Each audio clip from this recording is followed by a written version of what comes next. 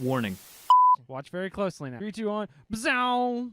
Check that out. The following podcast features terrible jokes. You know you can use Hot Wheels cars when you need to make a saving throw in D&D? Every car is die-cast. Usually about board games. We want the fun. Gotta have that fun. Must insist that no one attempt to recreate any joke performed on this podcast. We had less technical issues than $1 million company. All right! This is Boards and Swords. Hello out there, everyone, and welcome to Boards and Swords. This is a podcast featuring bad jokes, good folks, and some tabletop gaming. I'm one of your hosts. My name's Chris Renshaw, and I have to manually click this because everything's acting off today. Over there is my partner in crime, Mr. Philip Herbig. What's going on, everybody? Welcome to Monday, July 15th. It's July. It is July. It's July. But you know what that means. It was You know what that March means, last Philip. week. I don't know You know what what the that heck means, I'm talking Philip. about. Gen Con's Gen soon. Con is only like 2 weeks away. Gen Con is always looming in the distance. I imagine even more so for our guest we've got with us today. We've got Brad Talton from Level 99 Games. Hey, nice to be here. I am Brad Talton from Level 99 Games, and I'm the guest today on Swords and Boards. So some people might be like, Level 99, where have I heard that before? So Yeah. what kinds of games would people be familiar with? Gosh, well, the slogan is tabletop games for a video game generation, and we made a number of breakout hits, such as Dead by Daylight, the board game, Guilty Gear Strive, the board game, our two big licensed video game board games. We've also done some original games such as Bullet, Shmup Puzzle Action, and Millennium Blades, the CCG simulator card game. So, and then really from our classic line, there's BattleCon, Pixel Tactics, minigame library. Shout out to anybody who played Mystic Empyrean, our old RPG. There's a lot of games. It's been 13. No, yeah, it's been 12 years now. Yeah. It's been 14 years. Yeah, the registrar tells me it was 2010 when I signed the paperwork. Nice. And set up the entity. So there you go, 14 years. So that's Level 99. It's the story of how to survive for 14 years without getting a breakout hit. There you go. I don't know about that. Rusty Beetle wants to know, but does it play on his Vectrex? It could. I think we have some games so small they could play on any surface. Well, yeah, we'll definitely get into talking about that more because I know it's funny because Philip does not get to play as many games as I do, but I definitely saw him grin. He remembers Millennium Blades. Such a great game. On my heart. So we will get more into that, but first we're going to talk some news. News! All right. Hey, Philip, what do you call it when Florida's wetlands become overflowing with reptiles? A crocolypse. I was going to say Thursday, but you know. So, you'll be seeing some new stuff because I'm refreshing who I'm getting news from. So, this code for on tabletop pre-order. This is not a test, new edition with Black Site Studio. So you might be like, this is really random, but I'll get to this in a second. Joey Maguire's post-apocalyptic 28mm skirmish game is coming back with a new edition. World End Publishing is working with Black Site Studio to get you back to the tabletop in This Is Not a Test. Pre-orders for This Is Not a Test and the new edition are available from today as a part of the Black Site Studio backroom. You can get your hands on the new rulebook along a selection of miniatures, terrain, and more for enhancing your games. So just for, this is like, if you're interested in that kind of Fallout style, at least like the theming, not necessarily like the humor, but that's kind of like doomed apocalypse thing. The Great Armed Conflict, known as the End War, ravaged the world for years, but came to its devastating conclusions in a few seconds. The United States was left as a scarred wasteland, but hey, it's not all bad. You and your fellow survivors live in the tri-state wasteland. an unforgiving land of mutants, lost technology, and as much opportunity as danger. In this new world, anyone can make their own destiny, but it's not easy, and you better have grit, cunning, and a willingness to get a little dirty. So, the big reason that I put this in here is I have actually played this game. And I believe, I could be wrong here, but I think the writer of this game lives in Maryland.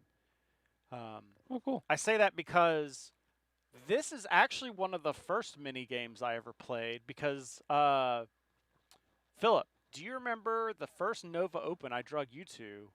It was me, you, Jason, and we even brought little tiny Chloe with us at the time. I do remember that. This was like 2015.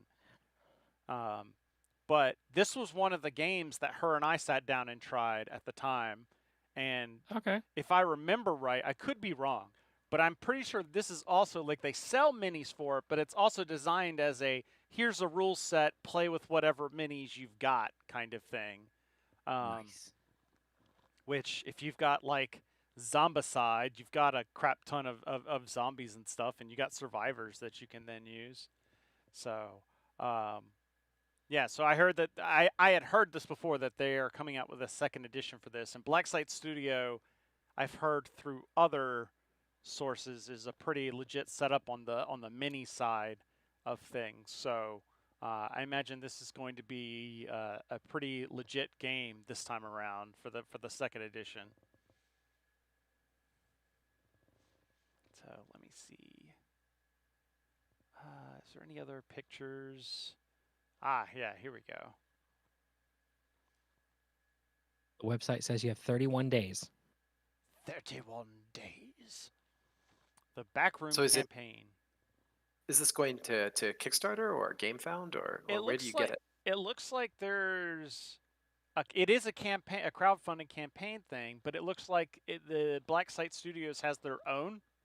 Oh, okay, their own platform. I Yeah, see. because it says backroom campaign running from this weekend over on the Black Site website.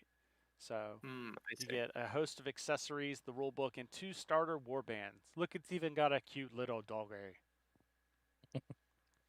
I think everyone's starting to learn that if you include cute animals in your minis, people will buy them. You might get Makes a difference, yeah. And then I mean, like, yeah, like this terrain. I'm imagining this is probably MDF, pre-painted, pre-print, and you just assemble it together. Terrain is what it looks like to me.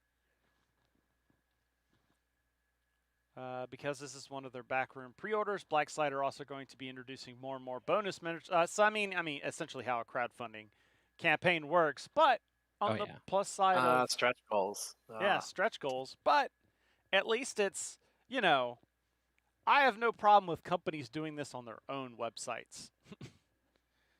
Where it's because as you know, developing games is hard, and not everything you develop people are gonna want. So then you can be like, do people want this?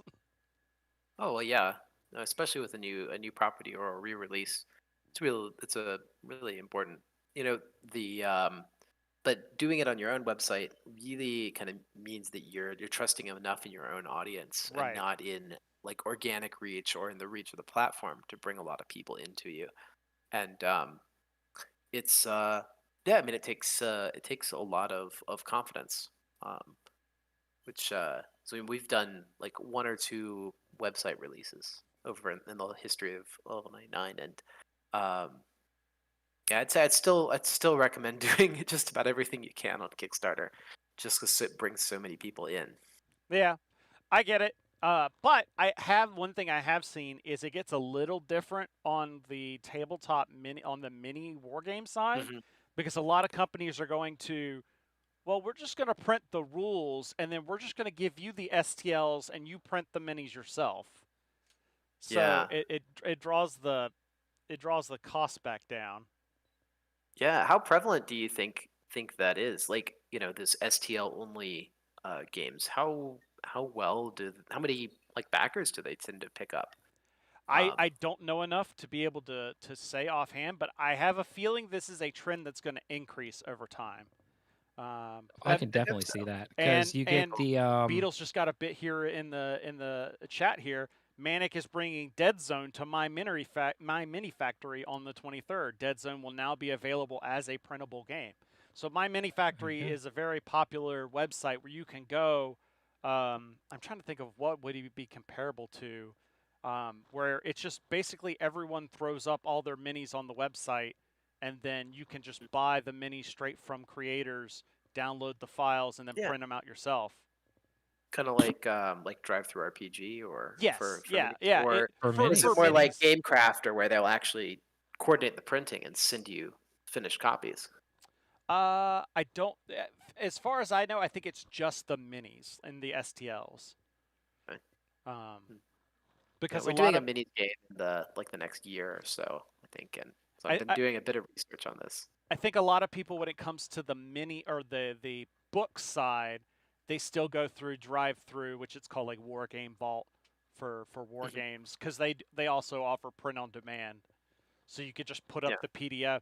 I mean, that's another thing I'm fine with, because I feel like it's only better for creators, because like there's a group I follow, Snarling Badger. It's Adam from Tabletop Minions and Vince from Warhammer Weekly. They just every year they make a game, put the PDF up on Wargame Vault. They're like, use whatever minis you have, and it's like $18 to get the printed thing, because it's just print on demand through Wargame Vault. $18 plus shipping. They're just like, we just want to make games and throw them out there, and that's the kind of stuff that 10 years ago would have been a little bit harder to do. Yeah, it's nice to see a lot of barriers coming down, and people can just just make a game and make it available. Yep. Yeah, My Mini Factory is PDF STL currently, no print on demand. That's what I had thought, but I've only recently started getting stuff on. So my experience with My Mini Factory is, mini agnostic games are blooming all over, which I can talk about that after the show a lot more. All right, moving on. I thought I got stung by a wasp, but it turns out when I looked, I only saw paint marks and super glue residue. Turns out it was a hobby.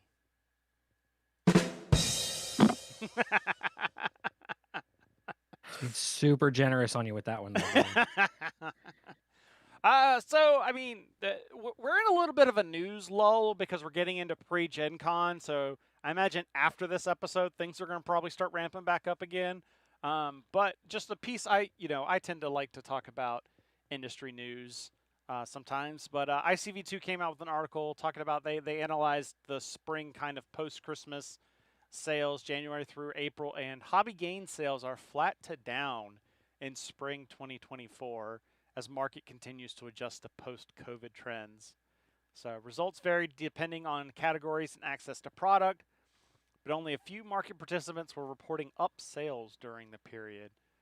Retailers remain generally healthy, and some were definitely up for the first time during this adjustment period, which has been ongoing for a year or more. We were hearing a few signs of financial strain, with inventory buildup and flat to down sales the culprit.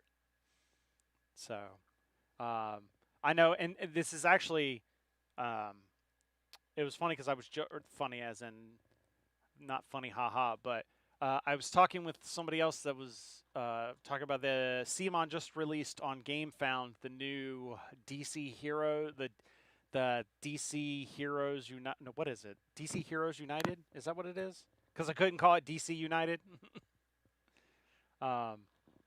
And it's actually not, and if you look at it comparatively, it's not doing as well as all the previous Marvel United games have gone.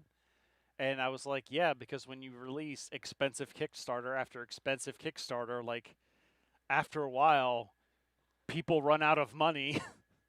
And he was showing me pictures of just, like, how much stuff came in the last campaign. And then you're just like, if I had backed all that, I would have been like, yeah, I'm good for, for the next... like, when do you find Superheroes United? Yeah, this is kind of looking cool. I'm like, I got the all-in on Bloodborne from CMON. Like, that was a couple years ago, right? And that box arrived, and it's like, it's larger than my child. It's gigantic, right?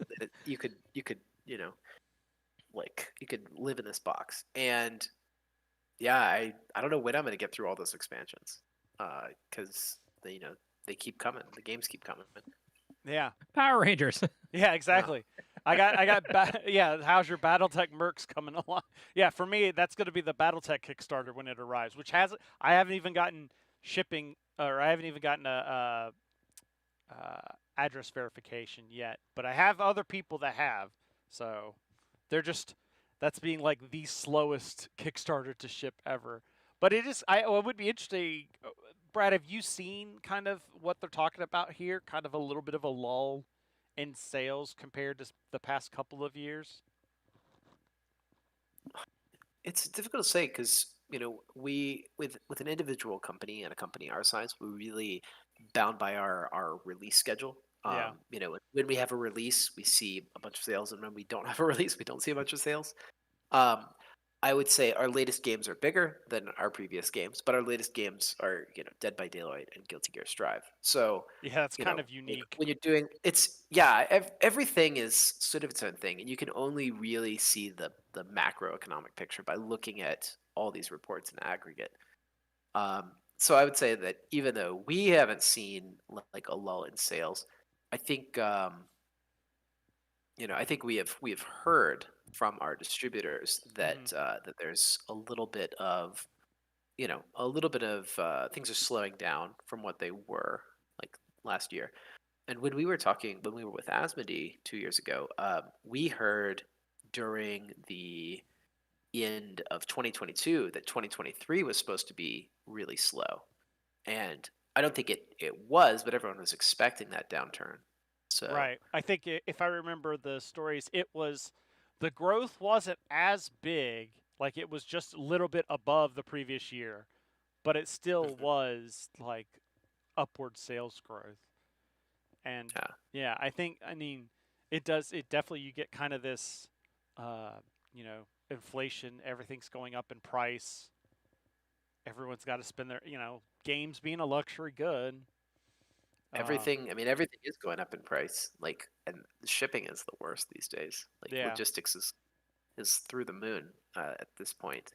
Like, I had a container going out this week that it's probably going to cost me like $17,000, like to cross all the different things, and it used to be like 4 or 5 this Yeah. time last year. So it's things are wild. It's a real mess. Yeah. And it's one of those, like, you know, I've heard, I haven't seen it yet, but apparently there's a really good documentary called Line Goes Up, where you can kind of like explain, like when Hasbro and Games Workshop make the decisions they do, it's because they have to have the line going up every year, where Yeah, sometimes that the always can't be the case. the owners just want to see, they just want dividends. I mean, the Yeah. shareholders, right? Like, I guess that's part of the fun of being an independent creative is you don't have to, you don't have to worry too much about that. If I want to sign a license like Dead by Daylight, I don't have to worry too much. I know it's gonna sell, and it's something I want to do. I don't have to maximize, right? You don't have to be doing the absolute optimal thing for at every given moment like corporations do.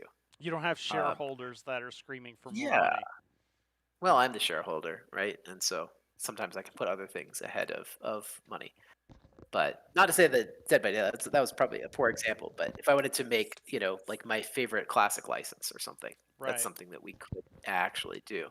Uh, anyway, but yeah, I learned a lot watching the, being in Asmodee's offices for a bit. Get to visit and see what things were like out there, and how some of the buying decisions were made. And it's interesting. It's a different world that they live in. Yeah. That's for sure.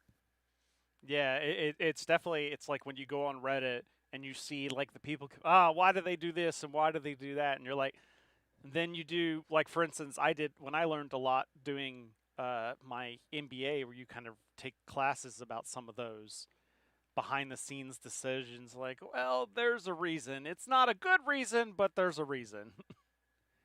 Yeah, I Like, mean, a company like Hasbro can decide that yeah, like they're gonna not do, or they're gonna scrap D&D, or or sell D&D or something like that, even though it's going up. It's all about what the trajectory of the future they anticipate. Anyway. Yeah, and that's why like this isn't a news story, but there is a whole bunch of hubbub going on around because there's the new pre-orders have gone up for the new reprints of the 2024. Because we're not going to call it an edition, we're just going to make it more complicated D&D thing with the players. So you can get like the player's handbook, monster manual, and Dungeon Master Guide. You could pre-order them for $180 together. That gets you, I heard there's a bunch of cool web content that comes with that too. yeah, that's the part everyone's kind of miffed about is they're trying to sell you. It's like you need to get this so you can get this exclusive like virtual tabletop dragon for a platform we haven't released yet. Oh, does it come with an NFT too? Yeah, exactly. That yeah, basically. And everyone's like, "Why are they doing this?" And it's like Hasbro's been trying to make D&D to be $1 million franchise for, or excuse me, $1 billion franchise forever, and this is just their latest attempt.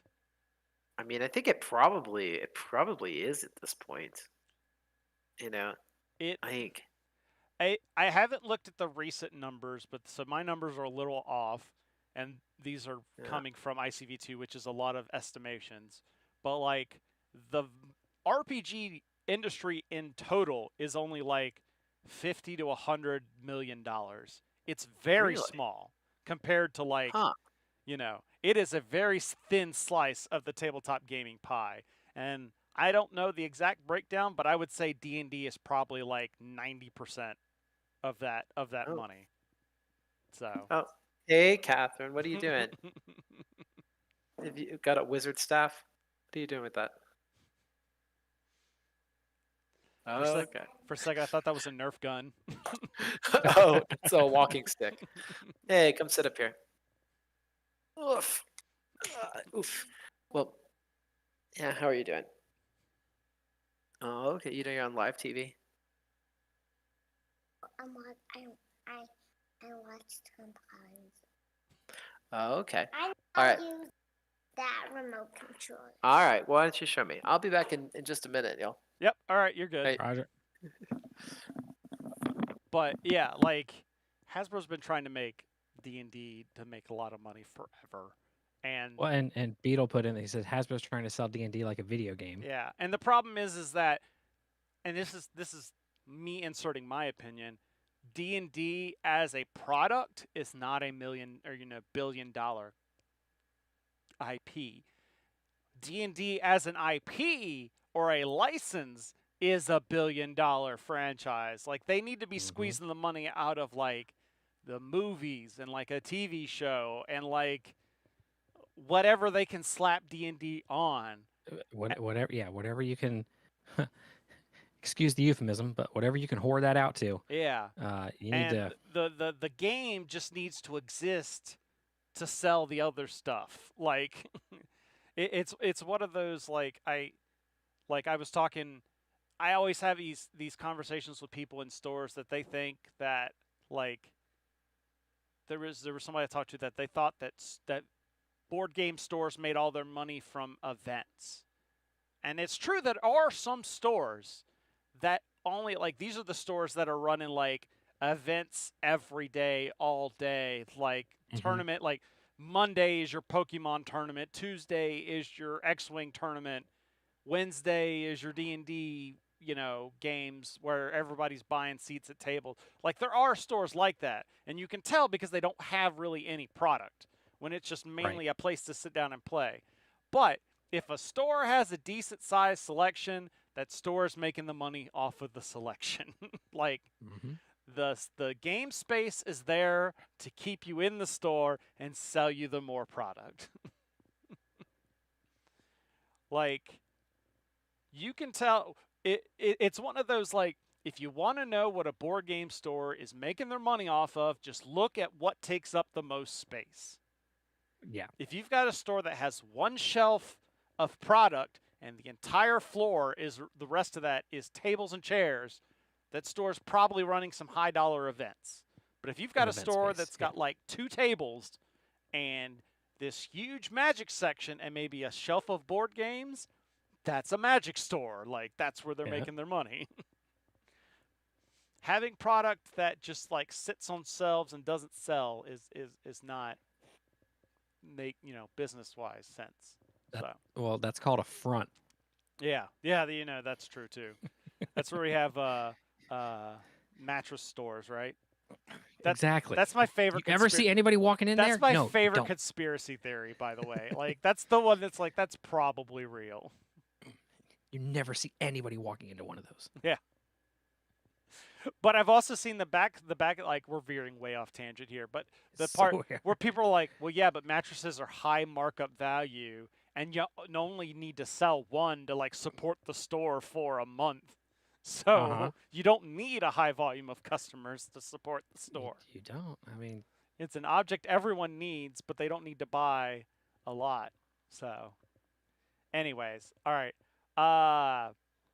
All right, I'm gonna move on to our next story because we're gonna talk about. Have you seen where they have sea creatures now playing Magic: The Gathering? It's their new sealed competition. So, I thought this was a bit. The biggest reason I brought this up. So TCG Players top 25 sealed products with price ships for June 2024 is. If you talk to like Magic fans, everyone's saying that Wizards of the Coast is killing Magic.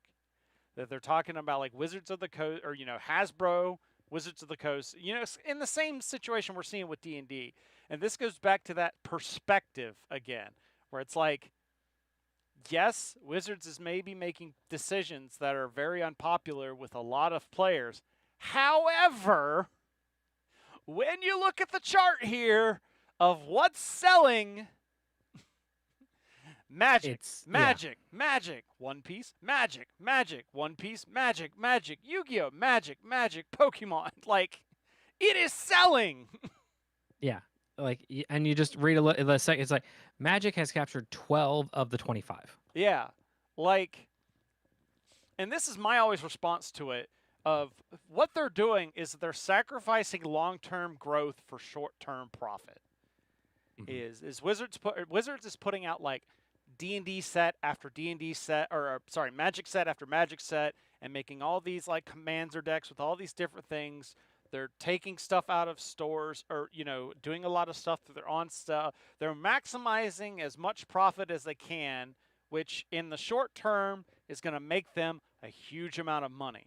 The problem is over the long term, if you look 10 to 15 years down the road, when you don't put that importance on the game store, suddenly nobody knows about your game, and then your current existing customer base either dies off, moves on, or whatever, and you don't have that backfill of customers to help, because with a game like Magic that's been around for like 30 years, it's not the same customer base. You have an evolving customer base, whereas as your customers get old and move on to other stuff or whatever, you've got new customers coming in. Like you get this high school, college kids where it's it's really cheap.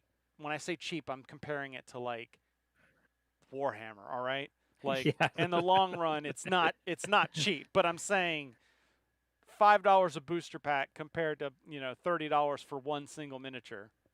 Yeah. 100%. So.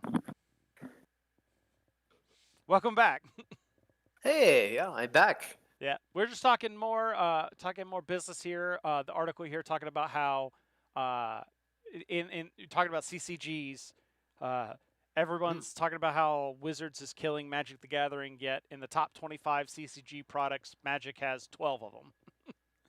Yeah, no, I'm not too worried about Magic: The Gathering And going out. kind of what I was saying is that people can say whatever they want, but it's selling, and that's why Wizards is doing it, because it's selling. This is the magic of the internet, is that you go online and somebody will agree with you. Yeah. Somebody will have said what's happening is going to happen, and you'll always be right, or somebody will always be right.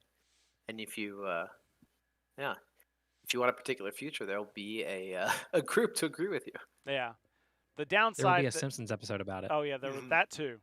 The downside, I think, to what I was getting at is I think the decisions that Wizards making will hurt them in the long run because it seems like they're defocusing on the store and trying to get you to buy through other channels.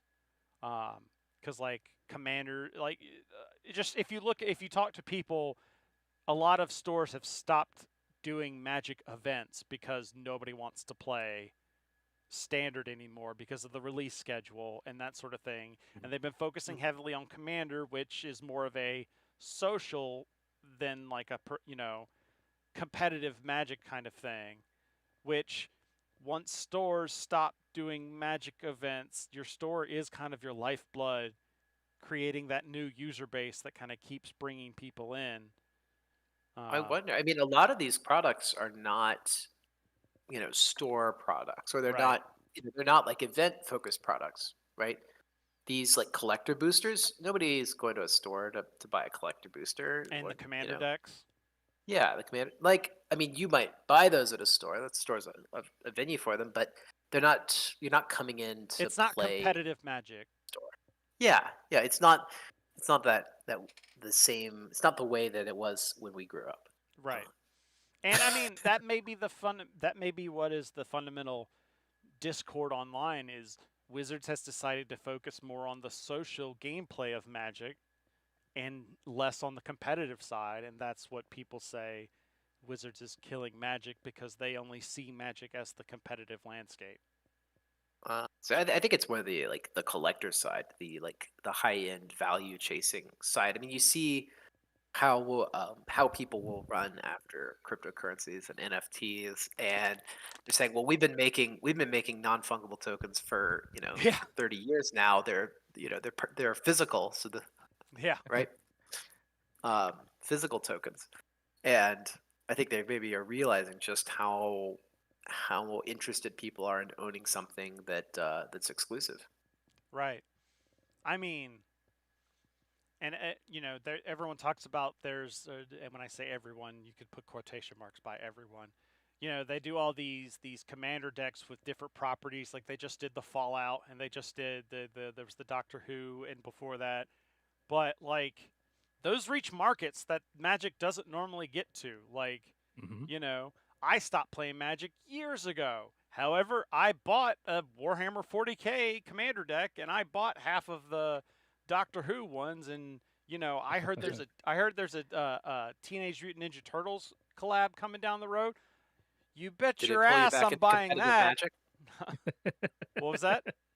Did it pull you back into competitive Magic? No, but it gave me decks that I will throw on the table sometime with a friend and play it. But I'm saying I'm a person that wouldn't normally be buying Magic, but I'm buying Magic again.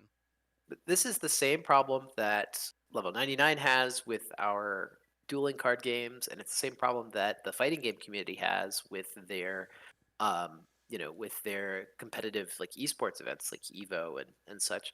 And it's that these like competitive play doesn't really generate sales. It doesn't generate revenue. It's the fantasy of these games, right? It's why people, it's what people tell themselves when they're getting involved is I'm going to play this game and I'm going to win, and there's going to be, an event, and it's going to be exciting and big and cool. And that's what we think to ourselves when we're getting into these. But in fact, that's not driving the bottom line for the companies. It doesn't create the growth of the revenue that they need to keep the wheel spinning. I don't know. It's a problem that still requires some solving. Yeah. But like draft is, I think draft is about the only kind of competitive Magic that makes decent sales, but that's because it's reliant upon every game you have to buy the product. Yeah. Whereas most of the money for like a sealed Magic game, most of the money behind that is coming from secondhand sites raising and lowering the values of cards, and Wizards doesn't see any of that. Yeah. Exactly. Well, yeah. Other than when they do the modern Horizon, like the modern Horizons where they're reprinting old cards, then people buy it because there's a card. Regardless. Anyways, I'm going in circles here. Uh, Yeah, but maybe the future is collectors and not competitors. you It know, seems like that's the trend that I've kind of noticed is that people are more interested in having high-end collector's items than they are in having a competitive gaming experience. and Um, I mean that's probably why Pokemon has sold as well as it has for years. Because if you talk to everybody like that buys, I would venture half the people that buy Pokemon trading cards never play the game. They buy them for their kids. Their kids look at them and flip through them, and they love opening the packs and seeing their favorite creatures, but they could give two craps about playing the actual game. it may just be I don't know, it may just be a shift in our collective culture that like yeah, owning these exclusive things is more valuable to us than engaging with them. But I guess that's part of the course for Kickstarter too, right? When you get those giant boxes on your Yeah, shelf, you got to have it the because it's FOMO. exclusive. Hmm. But when are you going to play it? When are you going to engage with it? When are you going to play that entire campaign of Batman or Bloodborne or like That's why Destinies? that All these is. games are so huge. Well, hell, Chris, I wouldn't even call it FOMO. I would call it completionism Yeah, that too. because I have ordered every single Power Rangers that has come out from Renegade. Played the game twice, like 5 years ago. But that's just you're collecting. That's I'm collecting. Yeah, it's fun. It's fun to engage with collecting. I don't want to be I know it's. I don't want it to sound like I'm poo-pooing collecting because I think it's cool to own cool things, and that's what we make at level 99 too. Is treasures, right? So this is somebody's treasure that we're building. Um, you know, um, I feel like it moves so fast. We don't get to treat everything with the excitement that it deserves. Yeah. This is a tangent I didn't expect to go down, but I'm fine with this because it's interesting, and I wonder if the pandemic is a lot because of this, and this is why I say that. Like during 2020, like the first year of lockdowns and stuff, I got big into buying Yu-Gi-Oh product, and I would there was the app on the phone that I would play, but like I wouldn't play with the cards, but I would buy packs and collect the cards, and then I could spend the week organizing the cards and going through the cards and you know reorganizing them and finding out what kind of different combos and things I had. It gave me a way to interact with the game when I couldn't actually play games. You know, like if I had been playing Warhammer during that period of time, same kind of thing where like I could buy the minis, I could put the minis together and I could paint them, and it gave me a way to connect with a game without when I couldn't do the act of actually playing the game. And I wonder if some of that has been like kindled, and that's why we're kind of seeing some of that. Hmm. Hmm. Oh, excuse me. You're good. It's- So, what do you think, Philip? I agree with that. There's been a lot of, I mean, we were. I don't. I don't. I don't want to say we were forced to stay at home. We were very highly encouraged to stay at home and stay away from everyone else. So, like, it you couldn't like Warhammer. Okay, you couldn't be like, "Yo, it's Thursday night. Let's get the crew together." No, you gotta stay away from each other, and that was all we had. Yeah. So yeah, a lot of this have like, um, I don't know, we've turned into dragons with our little trinkets. Yeah. And it's like we've got There our we- hordes there we now, and go. it's like, But like, we could extend this to your Power Rangers, where it's like, yes, you may have only played the game like twice, but you've engaged. I've heard you talk about being engaged with the community and watching the Facebook yes, page, and uh-huh. talking with comments and engaging with the company on that level. So again, it's like it's giving you ways to connect with the game when I know you've got a busy work schedule and don't have the time to play games all the time, to where you've got that other option of connecting with a property other than playing said game. Oh, the next shit, yeah, yeah. I wonder if also we've kind of become attuned to not going out and doing things. Like, we formed other habits with our free time during that era, and we retain those habits, and we don't just, going out to the game store for a night is not what we plan to do on Friday. That I You can know, tell you that 100%. As someone that's run events for game stores, that yeah, like what was a thing pre-pandemic, that nowadays like attendance at in-store events has like plummeted, and it has not gotten back to those levels yet. Like we've been increasing, but like for instance, I play Warhammer Horus Heresy, which is a very sub niche Warhammer game.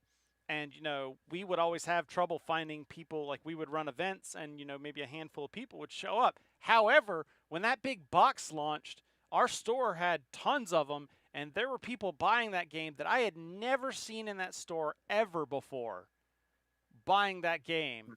But it's like, where are these people at? They're busy they're playing at their house, playing with their kids, maybe with their one friend that they have playing there. They just don't feel the need to go to the store anymore to do that play. I mean, even I'll tell you, almost never go to stores. I just have, I just go over to my friend's house and we play at their house, because over COVID they kind of got into the plan of like running game nights at home, and got a nice game table, and now here we are. Like, Yeah. But I don't know. Everyone's. We have a not I don't want to get too heavy, but I do feel like we're more isolated these days. Yeah. We are. Philip mentioned that we're just becoming dragons, where we're just having our hordes. Yeah. We're just hoarding our shiny trinkets, and not. Yeah, let's. I really like this. Like, instead of talking about isolation, we talk about the draconification. Exactly. The dragonization of our culture. Like, this is way cooler. This is a way cooler trend now. Yeah, but I do think they're okay. I'm hoping that there will come a point where there will just be like this collective wave across society of, I have been in the house for too long, and I just need to. Let's start scheduling the. Hey, Friday night, 8:00 for a couple hours. Let's go do something. If you ask my wife, that was 2 years ago. That probably was 2 years ago. Get out. Yeah, but like we're all still kind of in isolation mode, but there has to come a time. Humans are social creatures. Yeah. And so like we need to just. There will come a point when it's like all of a sudden we'll just start like migrating back to the game stores. One can only hope. I'll be the first to get back there. Right now I've got a 4-year-old, so I come home and I do family stuff. But I'm hoping that the game store is going to be our after-school destination in the coming years. Yeah, Beetle put. I love inside. Outside sucks. Yeah, the graphics are great, but the gameplay, not so much. I will. You bring up the family. I won't delve into this, but I will just like put a dot on the thesis we're writing here, where I also wonder, we were all inside, so a lot of people got busy, and a lot of people got families, and that kind of restricts how much game free time you have. So if I'm wondering if it takes for when those COVID kids end up getting to like where they can be at home, and the parents have a little bit more independence, is when you start seeing in-store activities start to go up. In-store activities pop up. So we're talking 2031, 2032. Yeah, exactly. That's when it's all gonna. I'm just speculating as someone that doesn't have to deal with that anymore. All right, I'm going to move on. People make jokes about tabletop games killing your wallet, but with this next game, with a game like Warcrow, if you buy a lot of it, it's literally a murder. So, Corvus Belli announces the launch of Warcrow. It's a new miniatures combat game heading to retail. It was first unveiled back in 2022. Last year, they had a game on Kickstarter that was called Warcrow Adventures. That was, I believe it's in the production pipeline right now. But it was a, hey, this is the universe we want to make a fantasy game in, and here's a board game to kind of get you interested. And oh, by the way, the minis, you could probably use those in the board game too. But oh, what? This is today. what? Oh yeah. No, July 15th. today is the day that the orders go live. Yeah. It's a 2-player miniatures game set in a fantasy universe with differing nations that are vying for power. I gotta say,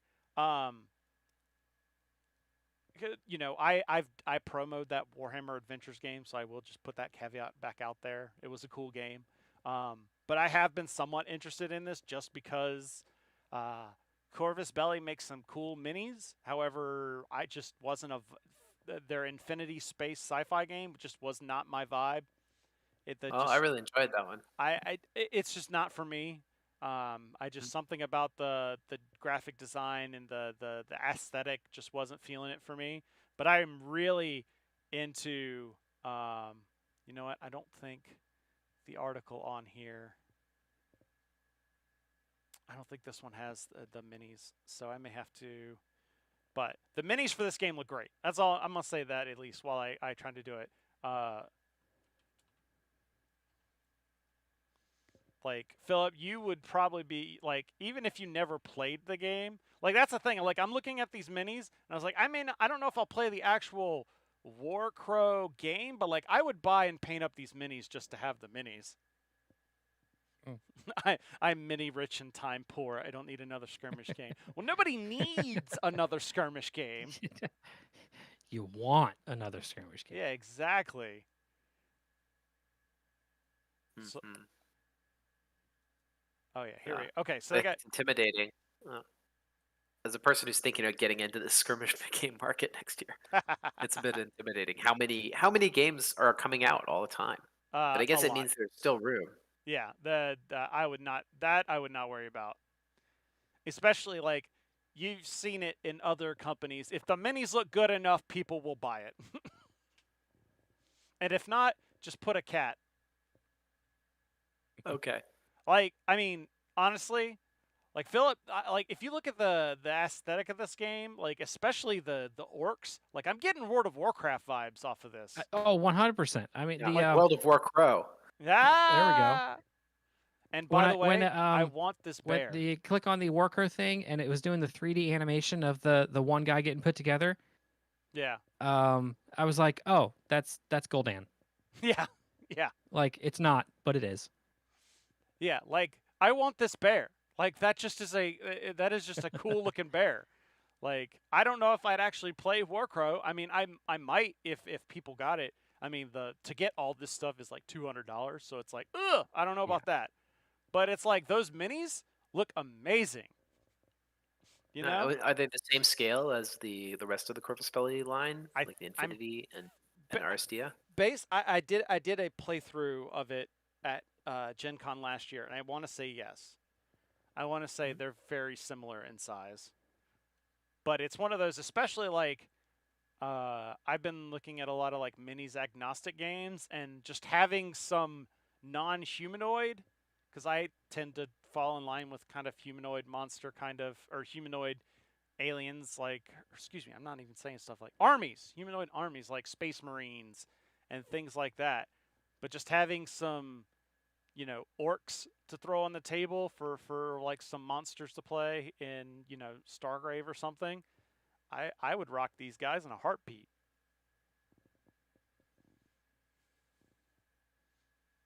But yeah, it's just that was the big thing with the reason I wanted to show this is just it looks super cool. Like the gameplay is the gameplay was kind of neat. There's like an initiative ring sort of thing where it's almost like think like a spinner wheel without the spinner part, where it's just a wheel with a dial on it, and everybody gets tokens on different dials, and it's almost like going an initiative turn, but like depending on what action you do, will set you back further on the initiative dial. Like maybe if I only do a move, I'm only going 2 spaces on the dial. But if I do a super power attack, I go like 6 spaces on the dial.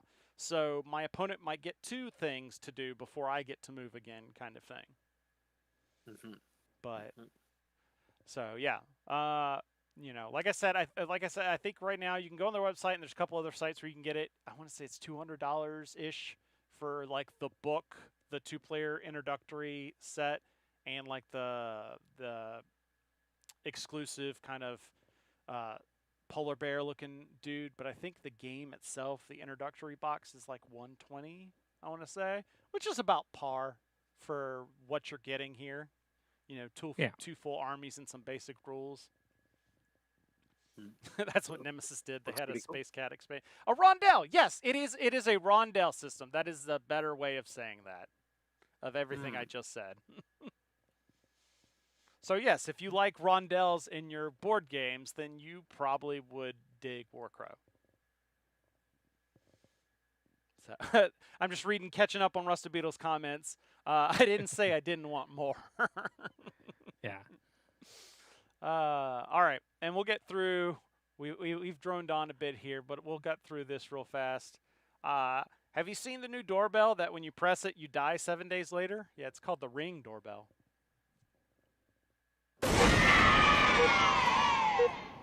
And that was actually good. Magic's coming out with a new set. Surprise, surprise. It's called Duskmorn House of Horror.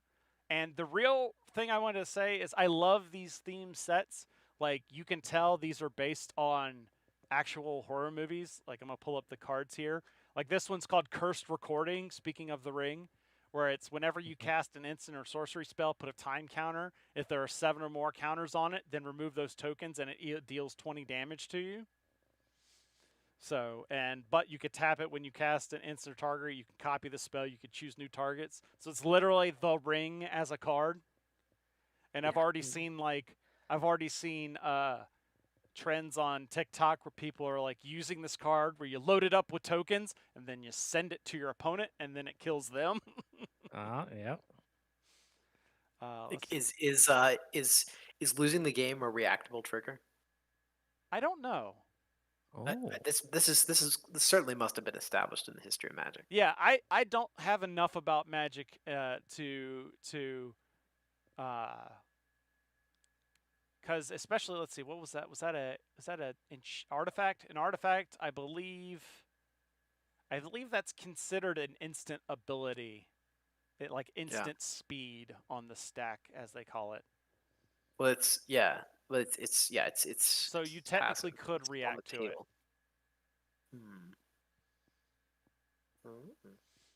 So, and then it looks like 20 damage. You just need some healing. Yeah, exactly. Or do you do Beetle's he's like, but it's not the One Ring. Yeah, exactly. Plus, there's a lot of things that's like, oh, whenever you take damage, you heal twice that much life or something like that or whatever. There's plenty of ways to get around it, but it's very cool. Come back wrong, and a lot of cards will have these paranormal frame, and all the classic, monetization things that Hasbro likes to do. Let's see, chainsaw. Let's see, I was trying to get some more. But like I said, if you're a big horror fan, then you're probably there's literally a FOMO card. Oh, really? Yeah. Fear of missing out. Wow.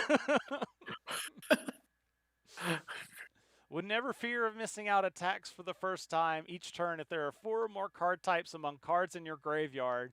Untap target creature. After this phase, there's an additional combat phase. So you want to collect all the different types of cards into your graveyard. That's great. I may actually have to use that in a meme somehow. The fear of missing out.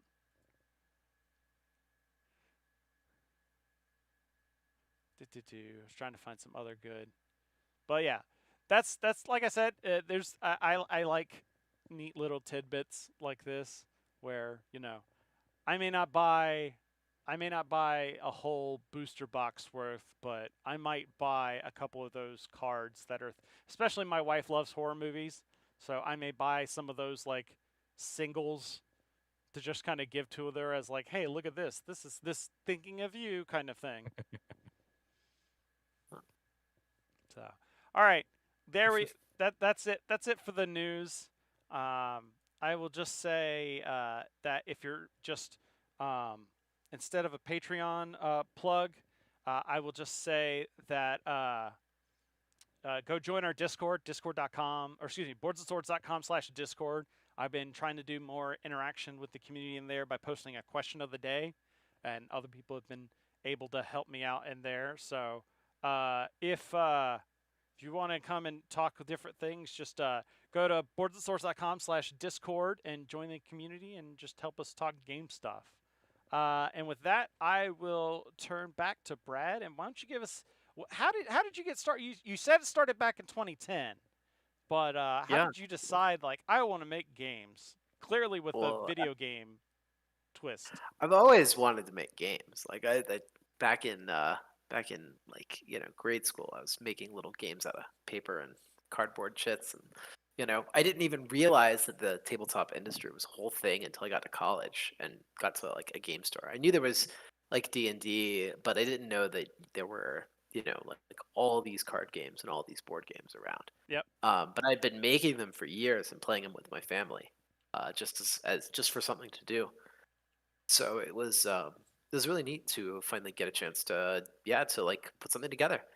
I was it was around 2000 2008. I was a programmer. I just got out of college. The recession came, and suddenly and I was on my own again, and I had nothing going on. I did contract work for a couple years. Then Kickstarter started coming up. I saw board games were a big thing on Kickstarter. I was like, well, hey, I could do this. And I sat down and put up the current hobby game that I was making as a hobby, put it up on Kickstarter, and sure enough, it succeeded, and I delivered it, and the rest has been a long and fraught road ever since. So yeah, What was the first game?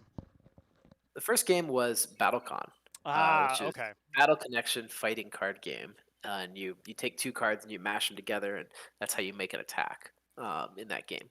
And it's a secret selection game, so both players pick their cards, play them face down, and then flip and reveal, compare cards, and the interplay of the two cards determines how we fight against each other. So it's actually kind of a much more lightweight implementation of like Ace of Aces or what was Lost Worlds, like the battle books where you take two players and they interact on this kind of matrix. Mhm.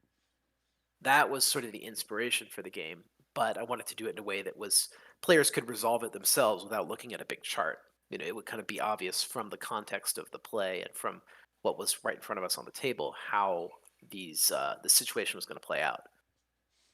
So what was that? What was that like going from, back then you're making games inspired by video games to nowadays you're literally making games about video games when you're talking about like Dead by Daylight.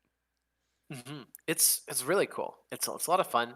It's definitely a lot harder. Like the stakes are higher, and a lot more people are watching. And obviously working with these brands, like you have to be really on point with making sure that every detail is right and that everything is just so. Because obviously the brands really care about their image, right? Right. It's and like that's the the whole benefit. point. The benefit is the curse, where it's like by using that IP, you have a built-in audience that's emotionally attached to it. But now you have an audience that's emotionally attached to a game that's not out, or the board game version is not out yet.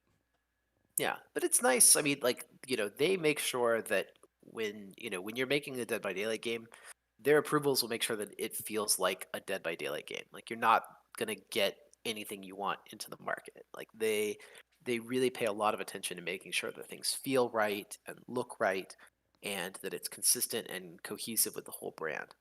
And I think it's just kind of a danger too with branded games is that because they're so cohesive with their brands, sometimes it's not always clear that that they're made by you. Does that make sense? Right, Like, because you're just like, oh, that's you know. the Dead by Daylight game. nobody's So of course it's made by Behavior, yeah. right? Um, but in Level 99 made it. I designed it, and we worked closely with Behavior to do it.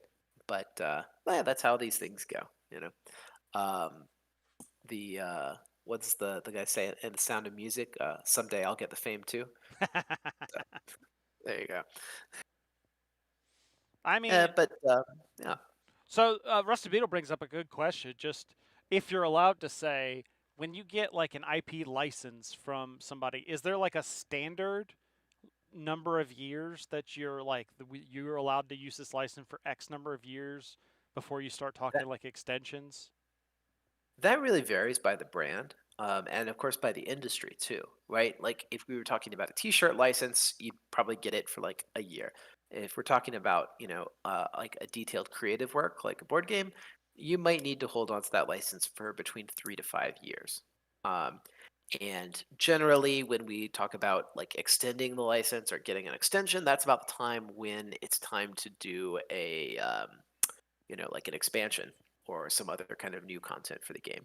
So typically, we would negotiate an expansion the same time that we negotiate an extension for a license. Um, so you know, So I'm it imagining really you must have done that recently because there's the new malicious expansion now out for Dead by Daylight. yeah. Yeah. So we not too recently. I mean, it takes a long time to put together these Right. products. So something that's coming out on market today was probably concepted and like imagined 2 years ago, and it was probably finalized and approved 1 year ago, and then it finally like got done with press and is now about to come out. Like Malicious is going to come out either at Gen Con or probably the week after. Um, so like that's been like 2 years almost in the making. We were starting on this project, imagining this project quite a while ago. And so looks like we'll see $40 for the malicious expansion, which is I think that's a pretty sweet deal considering you've got the regular version. There's not a I know there was the deluxe version of the basic game. There's not this right with the expansion. Yeah, the expansion is the expansion. That's all. That's what there is. The content that was previously available in the deluxe game, those killers and survivors will be re-released in the fall. Or not in the fall. I guess it's going to be the winter. Um, and that's the current plan. We announced a little while ago that we have these two other expansions, which are the content that's no longer available in the collector's edition. Gotcha. So yeah, so you will be able to get all of the killers and survivors you might have missed. Gotcha. Another good question. How much of an IP game when you're creating a game like this? How much actual creative bits? Like I know you're creating the rules and that sort of thing, but as far as like characters and that sort of bit, how much of it is you're actually pulling from the game versus coming up with that stuff yourself? Well, it really that again depends a lot on the licensor. Um, Generally, if a licensor is going to want really strict control over mechanics level things in a game, we would say no, we're not interested in doing the project. So like we want to, we want to, we want to represent the brand, but we also want it to be our creative work. So there are licensors that I've talked to before, and they're like, we think we want you to implement this mechanic and this mechanic and this mechanic in this way and this way and this way. And I'm like, okay, well, you can find somebody that'll do that for you, but that's not what I'm here to do. Right. Um, with Dead by Daylight, we were really able to bring a high concept to Behavior and show it to them and play it with them, and they said, "Oh, this feels like Dead by Daylight. This is cool." And what we do is we try to build a mapping between the mechanics in the video game to the mechanics in the board game, so that when new mechanics come out or new characters come out, or just so that when we need to map all these different perks, we can find ways to represent them in the other medium. Gotcha. So yeah, but it's a lot of proposals, a lot of concepting, and a lot of like prototyping. It's probably more like you'd expect than not, actually. Gotcha. You just kind of like come up with a game and you email them and say, hey, I've got a game and I want to Yeah. work with your brand. And I'm legit and I've worked with brands before. So were And you they say, okay, show us your game. were you a big Dead by Daylight fan, or was it just something about the game spoke to you? It's like I can make a board game on that. So what it was that like everybody in my office at level 99 was playing Dead by Daylight. Nice. And they were talking about it. I'm like, oh, that sounds cool. I'm gonna go play that. And I got into it. And immediately I was like, oh, this is cool. We should make a game that's like a one versus many survival cooperative horror game, and release it. And so I started prototyping that game, and it was working out well in the office, and everyone's enjoying it. And they're like, Brad, you should just email Behavior and see if they want to like actually make it an official game. And it's like, well, okay, let's do that. And sure enough, they were looking for, and that's the other thing, is that the licensor has to be looking for to be in this medium, right? There's a lot of times you go to a licensor and you have a cool game and they're just like, yeah, like, tabletop's not part of our plans for this, this next year. And there's not much you can do about that. Even if your game is stellar, video games operate on kind of a different scale, and licensing is part of a whole media strategy. So, anyway, takes two to tango. Yeah, but I mean, you've done you've done pretty well, I would say, based on the Kickstarter for Dead by Daylight. But you still have your own, solo. Not when I say solo, I mean non-IP. There we go, non-IP games. Yeah, first party, right? First party games. Yeah, that's a better way of saying it. Like for instance, we've got Spooktacular, which is going to be coming up soon, right? Yeah, this one's going to be in fall. Well, it's already fall, but this one is probably going to be either late August or early September at this point. So this is a new original game that we're designing, and it's a game where everybody is a monster and a movie monster, and you're in this old movie theater, and lightning strikes. The monsters leap out of the silver screen, start devouring guests and wreaking havoc. And your goal is to become the the greatest monster by the end of the game. And what did I say? This game is it's a level 99 game for sure. I don't know how else to say it, but if you've played our other games in the past, like you'll be like, oh, this is a game that's like this is like a game that's like level 99 games. We really focus a lot on highly unique player interaction and diverse player powers. So, and I don't know if like when you scroll down the page, if you see it or not, but like in this just game, a news post. I don't know how much is on here.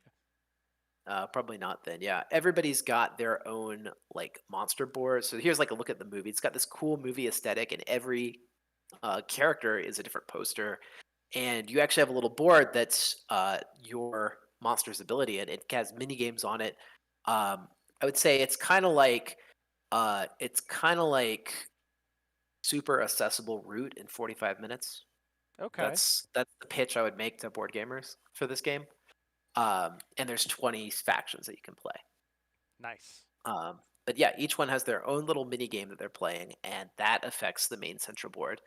And it's a very aggressive, very cutthroat game. You really are constantly like butting up against the other players and interfering with their plans at every turn. Well, you've already spoken Philip's and probably piked Philip's interest with that. He's all about the interaction and the take that. I'm a fan of games like this where you are the monster versus like Horrified, where it's like you're the people trying to get away from the monsters. Yeah, I know. What's like when I saw Horrified, I was like, finally, I'm gonna get to play as all the Universal monsters. Yeah. And like, no, I mean, Villainous came kind of close to what I was looking for. But I really wanted I wanted a more interactive, like really get in each other's faces kind of Villainous. And that's what I was going for in this one. I think we've hit it pretty well. It's really it's a cool game, and it makes you want to play it again right after. And you can, because it's only 45 minutes. That's good. Oh, Welcome back, Catherine. How's it going? You're fine. All right, Catherine, I need you to leave. Leave now. I'm. Okay. Well, you know. Ah, children, you love them. So, Phil, what do you think? This up your alley? Well, hang on. I have to actually I had to find. 'cause it's not in the shop. No, It's well, because on this the game blog, hasn't. right? It's not come out yet. Yeah, so I There found it it. is. I All found right, it I in had the to actually blog. click on it. It's in the blog section. Okay. I was actually looking through all the Millennium Blade stuff, Yeah. trying to see what all of it was. Sorry about Ooh. that. Back again. No, you're fine. But Phil brought up a good point where it's if people. So right now, where I found it on here was I happened to look in the blog and I found the news post talking about it. But if somebody wanted to find out more about Spooktacular, so the Kickstarter page isn't live yet, obviously. Where's a good place to kind of get some previews of it? So we did have a Dicebreaker article, and I think you can still get there. That shows a little bit of the gameplay. But also on our YouTube, we have a live play that we've gone through. And on Twitter and on Facebook, you can see all of the like previews of the monster artworks, and you can see the soundtrack. We did this really cool like horror lo-fi soundtrack for this game. It's really awesome. I recommend checking it out. Well, I mean, it's got to go with the vibe and aesthetic then. Yeah. We got we had voice actors record like clips from previews, and then we like had the artist remix these, like basically remix the fake trailers into like soundtracks. It's Okay. cool. You just got to check it out. You just got to check it out. It's unlike other things you've heard. Gotcha. Yeah. But let's see. Somebody's rattling on my door. Okay. All right. I'll be right back again. Yep. Yeah. Something I'm going to say that I appreciate about their website is so like shop, click on a game. All right, here, bullet. Okay. Light complexity. It's got that symbol of the brain right there. Yeah. How much brain power is this going to require? Light amount of brain power. I'm like, yes, that is Dinner's a ready. perfect way to. I appreciate your website with the brain symbol. Like how much brain power this game is going to take. I think it's a good way to put it, because casual is so pejorative these days. 100%. I would say that this is it is a casual game. You could play it with your friends and your family, right? You could play it with non-gamers, and that's what I wanted to convey, without saying that serious gamers shouldn't play this game, because I Right. feel like that's what casual conveys. But I don't know. I believe that anybody can play any game though, and I would teach new players Millennium Blades, but it's heavy. So I guess it just depends on what you're in for and what attention span it requires. Yeah. Spooktacular doesn't require too much of an attention span, and you can learn the rules in 5 minutes. It's really quite accessible. Nice. And if you're in our Discord, the Rusty Beetle just posted the Icebreaker article that has more about it. Oh, excellent. Cool. Yeah, and we're going to reveal more in the coming days, but I would say check our socials, because that's the best place to find out all the details. And I'm assuming you probably have some demos at Gen Con? Yes, I am going to be running demos, live play with the designer at Gen Con at the same time every day, which I think is going to be, I want to say it's either 1 p.m. or 11 a.m., one of those slots. But you can sign up and you can play the game with me, or we'll have a copy in our booth and you can just see it and hear about it. So, but we're really excited to show it off to everybody at the show this year. All right. Well, one more thing before we let you go. I do have a game show here, but Awesome. we're going to do a little bit of a reverse eBay game, which we've done before here. So what happens is I've gone on to eBay. eBay has a weird stuff category, and I've gone through. Normally in the past, I try to like theme it around stuff, but this time, because things are just so weird, I just went through and found funny things. And I'm going to describe a product to you. I'm going to give you as much information as I can without giving it away. And then you guys are going to take your best guesses at what you think the product is. Okay, it So- sounds dangerous, but let's do Okay. it. All right. So the first item we have up here, that's weird. This one actually says it's on sale from Haba Direct. I did not plan. Is it that Haba though? It looks like it could be, or maybe not. The logo looks similar but off. Like the Big Lots brand version of like a Haba thing, if you know what I mean. Okay. Like the one that's like slightly Morphin Power Rangers or something like that. But this is it is something that you can buy a lot of. It comes in different quantities. It is $6.95 for each individual. And each individual item, there are more than 10 available. Rusty Beetle brought up the first time we did this. One of the last things was a huge octopus puppet. So it was like I kind of like set a high bar for this game. Okay. But shipping is free. So other details in there. Let me get down to the descriptions here. Wow. How can you sell it for $6.95 and give free shipping? In the There Mothman you go. Economy? So gives you It some. must be super light. Is it a download? Is it a download? It is not or is it this is a physical? physical item. I will tell you that. It is a Oh. physical item, a fun and practical blank, slightly larger than a quarter, made from stuff. The words are permanently stamped lettering, slim size, and it says great gift. I'm bleeping out things that I know will definitely give it away.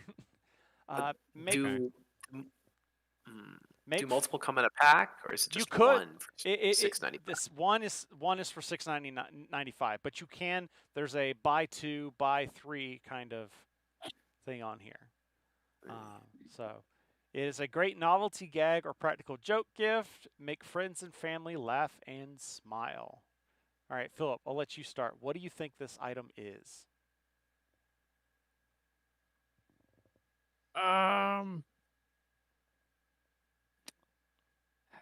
You can buy multiples.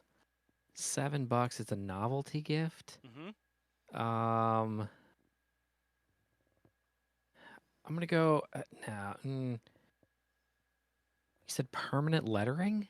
Mm-hmm. Stamped in. Permanent lettering stamped in. Mm-hmm. Okay. I'm gonna say it's like gag nameplates. Okay. All right, Brad, what do you think? I'm gonna say it's a gamer challenge coin with varieties like always wins or sore loser or second best, things like that. Philip, I was going to give it to you until he said coin. Yeah. This is a decision coin that says either Oh. hell yes or fuck no. Wow. All right. A thin, lightweight, double-sided coin. No, Interesting. yeah, that's okay. Yeah. So there you go. That was I would have, if he had been anywhere else, I would have probably given it to you with the stamped nameplate because that you were in the right ballpark, but he was a lot closer with the coin. So that's Even dollars? yeah. So that's coins are expensive. Coins are, yeah. And we That did one reminds- for our Guilty Gear game that has heaven on one side and hell on the back. I don't know if you ever played Guilty Gear. At the start of each match, they go heaven or hell. Duel what? Let's rock. That's the intro to the to each match. And so we made the coin that says heaven or hell, so that when you start a match, and you have to flip it. You have to ask your opponent heaven or hell before you decide who goes first. Really, little things bring you into the universe of the brand. There you go. All right. Next item up here. This one, we've gone a little bit more in price. We're at $10.95 now. Still free shipping, though. All right. I will tell you that when you take it out of its Madness. packaging, it is 17 inches tall and just needs a 9-volt battery. So there's a key there. It does need a battery. Scroll down. Or is this something we should be talking about on this? Yes. Okay. The very first of this kind, this miniature blank, is the perfect desktop companion, tiny marketing tool, or hilarious gift.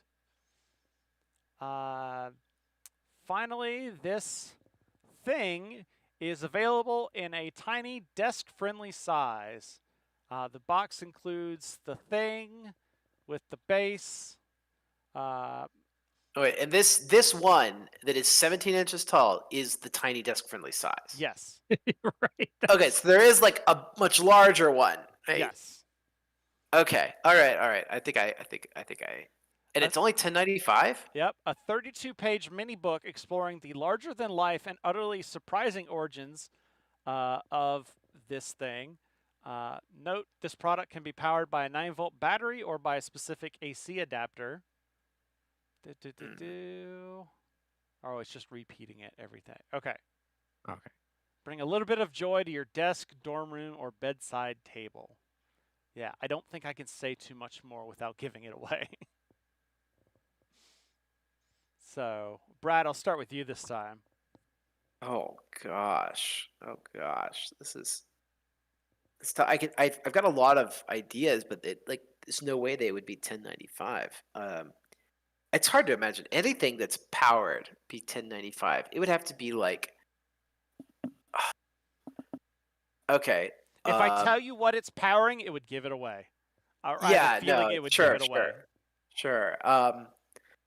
I am gonna guess that it is a. I'm gonna guess that it's an action figure of a giant character like Galactus or Unicron or something, and the 9-volt powers the voice box and some lights. That is a solid guess, Philip. I'm gonna steal Beatles' answer and go with Dancing Flower. I feel like we're somewhere in the middle. I don't know which way I'm leaning on this. Yeah, we're. But it is a wacky waving inflatable tube guy. God. Yeah, no, you're way closer with Dancing Flower for sure. For sure. Yeah, now you can have a wacky waving inflatable tube guy on your desk. So okay. So yeah, that's why it's $10.95. So yes, 17 inches is the mini version. Yeah, okay, mini that version. makes sense. That makes sense why it's quite that tall. Okay. It's literally just a fan and Oh, some man. tissue. Okay. No, no. Oh, that's awesome. All right, Catherine, I'll see you in just a few minutes, okay? We're almost Okay, done. here's a hug. Oh, here's a hug. Actually, I want the Lego game now. Okay, we'll play some Lego City Undercover afterwards.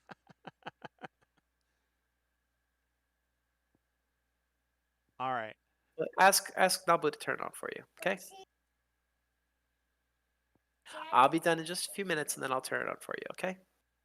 All right, thanks, Kat.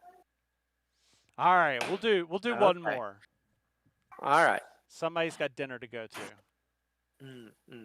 The family life. I know, right? I was supposed to do this from my office, and she would be at karate right now, but she got sent home from school early, feeling a little bit sick. So Stuff happens. stuff happens. We keep on living. Yep. And Phil, the other Phil in the chat, why is it when I pop on? Well, we're still probably going to do some bonus bit stuff after we finish wrapping up the show, so you didn't get on in vain. But we have our last item up for bid here.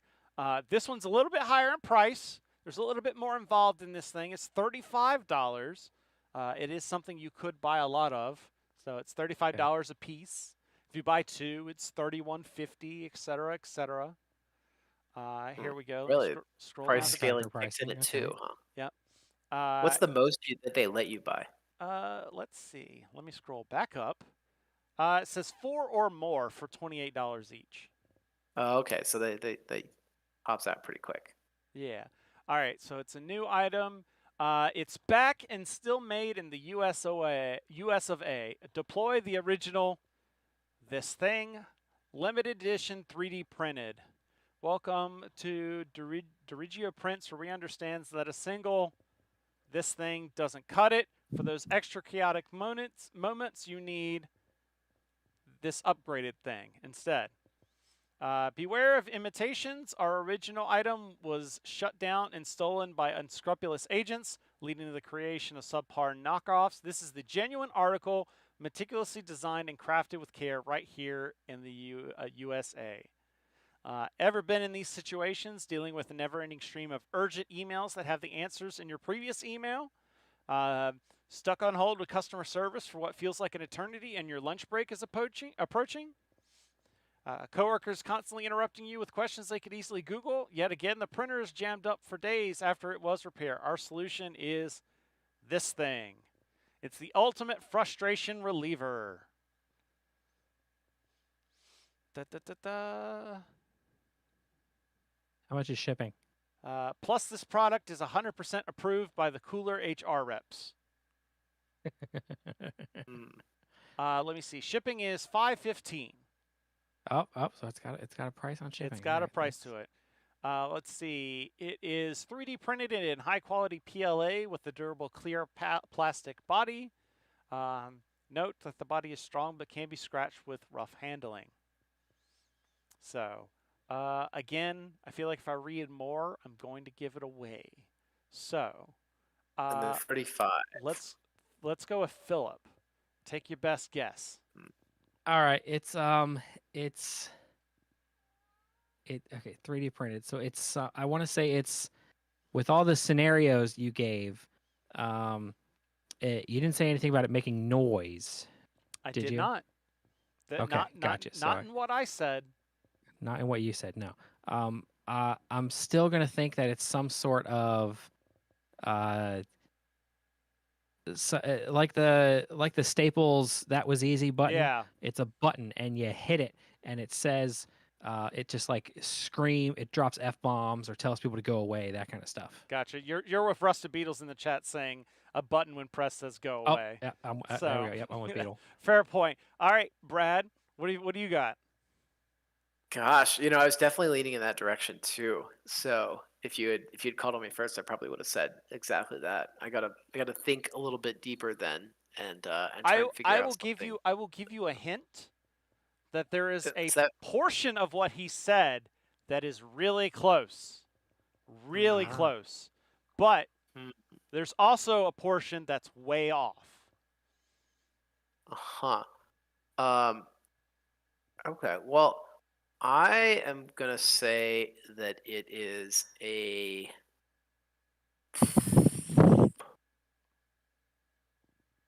Let's just go with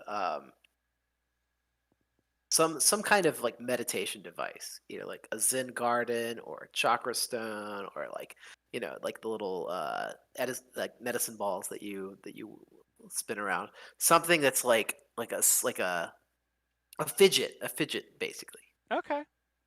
That's my answer.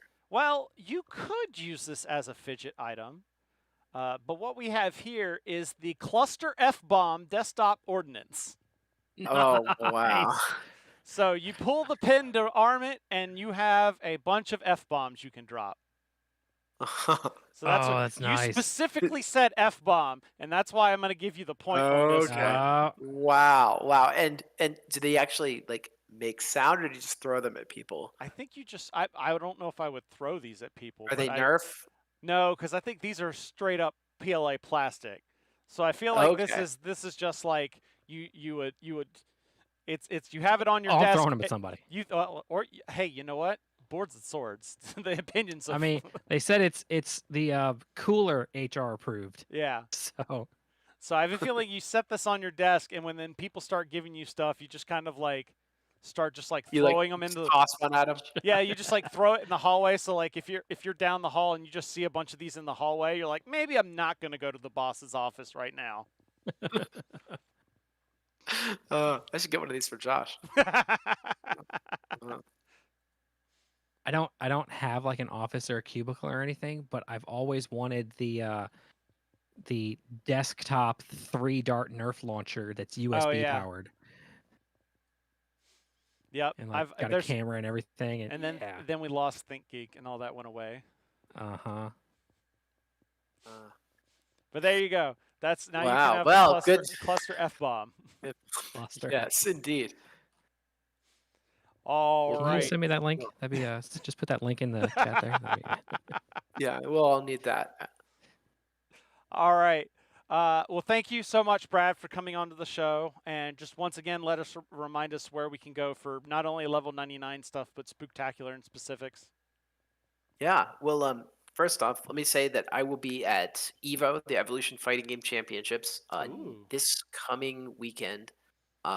That's going to be in booth E31. So if you are at EVO and you're playing fighting games, and you're still in the competitive scene, come out and see me and say hi, and check out Guilty Gear, the board game. If you're at Gen Con in 3 weeks, then come see me at booth 621.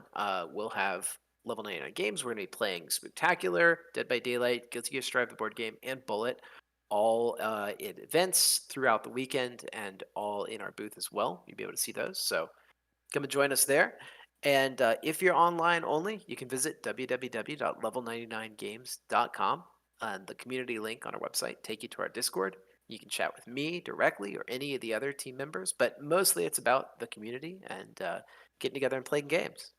So with all of that, I say thanks for checking us out. Thanks for following Level 99 Games. It's really, it's a labor of love, and we're independent, and we get to make the games that we think you'll like. So thank you for being a part of it. I will also mention that something I found out today. If you're like me and love Millennium Blades, but you don't get it to the table enough, you can play it on Tabletopia.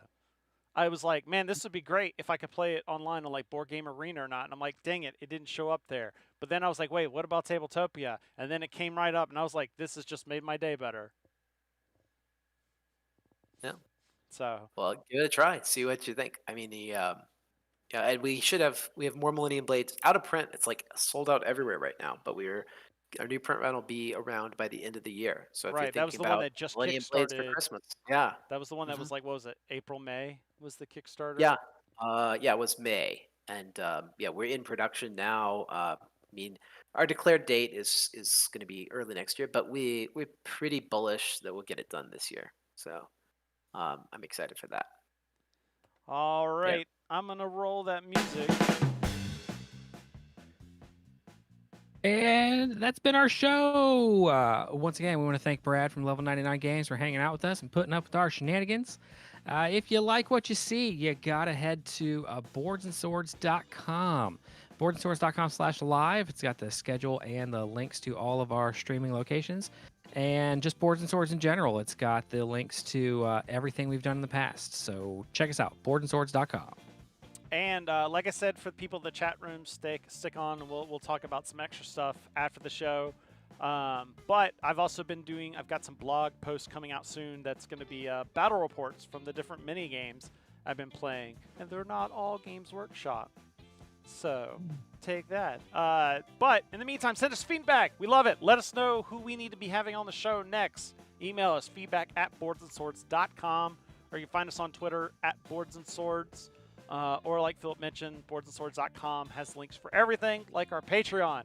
Check it out, help support the show, and we'll be back in 2 weeks with another show. I even put a line in here. Next time, we're going to have somebody from Exploding Kittens, actually. I'm kind of excited. That was I kind of was surprised when they answered my email. Ooh. So that's going to be a lot of fun.